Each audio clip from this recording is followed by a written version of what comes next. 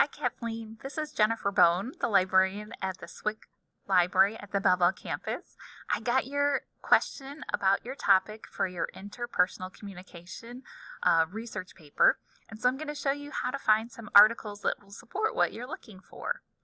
To get to the library webpage, you can just go to swick.edu, and you can hover over Student Services or Community, and you'll see Library in the drop-down box. Once you get to the library page, if you ever need to reach out for assistance or come and visit us in person, you'll see our hours and location link right here underneath the picture, and the Contact Us link is how you can connect with us, myself, or our other librarians right here. You can also reach out via phone. As we scroll down on the front page, you'll see that there's a blue rectangle.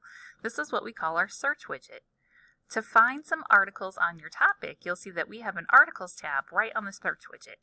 You can also look for books and movies or find facts about a particular topic. On our Articles tab, you'll see there's a box where you can type your topic in, and then underneath you'll see that there are 4 research databases where you can find articles.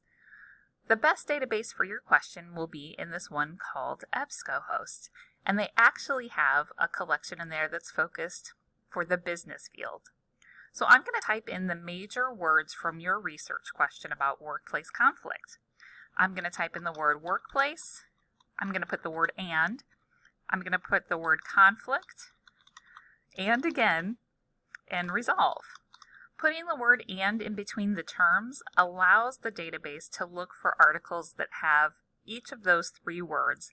If you don't put the ands in, it looks for them to be sitting together, and you don't care if they're sitting together or apart, so if we put the and in there, it will look for both ways. Click on the yellow Go button, and you'll see at the very top, Workplace and Conflict and Resolve appears right here. That's our search term, and we have 218 articles that have appeared here.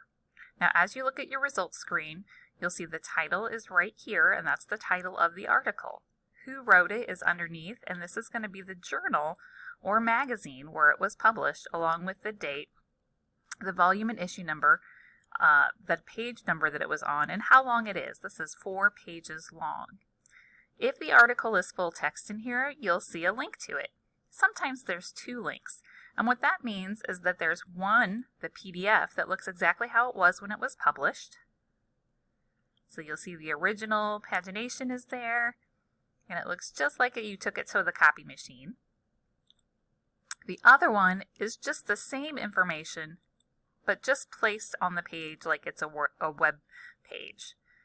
So sometimes you lose some pictures, and it's just the text. So those are the 2 different ways you can find your articles. I'm going to hit my back button, or you can hit the results list button and go back to your results list. Now, when you initially start searching in EBSCO, it does not include the specialty business database that I referenced. So think of EBSCO as a mall, like the name of the mall, St. Clair Square. There's no store called St. Clair Square. It's just the shell of that building. EBSCO is the same way. It's the shell of the product, and then we purchase collections for students to use. Now, when you initially do your search, we have you search our 3 biggest collections. So think of those as like Sears, JCPenney's, and Macy's. There's usually articles about every topic in those really big collections. But right here, above your search box, you'll see there's a Choose Databases link. And in here, what I would do is add this Business Source Elite collection, since you're specifically focusing on the workplace. You can just check that box, and you can kind of see currently we have 218 articles in the dark screen behind. If I add the Business Source Elite, click OK, and then run the search again, now we've over doubled it, and that's fantastic because that's what we want to look for. Now you'll see some of these that are coming up don't have the articles attached.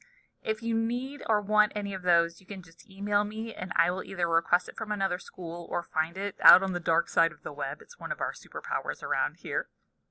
But all of these, you'll see some of them are coming up with that. If you only want to look at the ones that have the articles attached, on the left side there's a Limit To button. You can say full text. You also might want to adjust the date range. Right now, the articles go back from 1975 to 2022. If you only want to look at conflict resolution in the workplace from like the past 10 years, you can type the date right into the box here or use the slider bar. You would just type it in. You can press enter, the screen will go dark, and now you'll see that you have your limiter set as full text and your publication dates right here. And you can also see them over here. If you wanted to take any of these resources with you, any of the articles that are attached, you can click on the link. When the article appears, on the right-hand side, you'll see there's a little envelope over here with a blue arrow.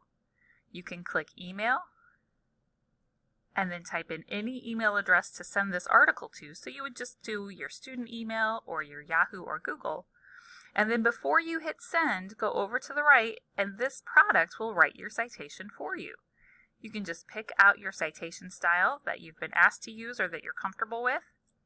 And then when it sends it to you, you will get the citation with the article either in the text of the email or attached. Cool. I just need to make sure to put an email address in there. To go back, I can go hit the back button or go back to my results list. So this is just a quick and easy overview so you can see some articles that might work for you. One thing that might be helpful is if you click on the title as well, if you wanted to get a little summary of the article or just see what it's about, it's right here in the abstract. And sometimes you can also see that there are some hyperlinks to some search terms that are similar to what we've typed in as keywords. So these are always fun to click on as well. If you have any more questions, don't hesitate to reach out. I'm super excited that this is your first experience with the library, and if you ever want to stop in and meet us, I'm Jennifer, and Samantha is in the office right next to me. We're always happy to help. Hope to see you around the library soon, and don't hesitate to ask for more help. Have a great weekend.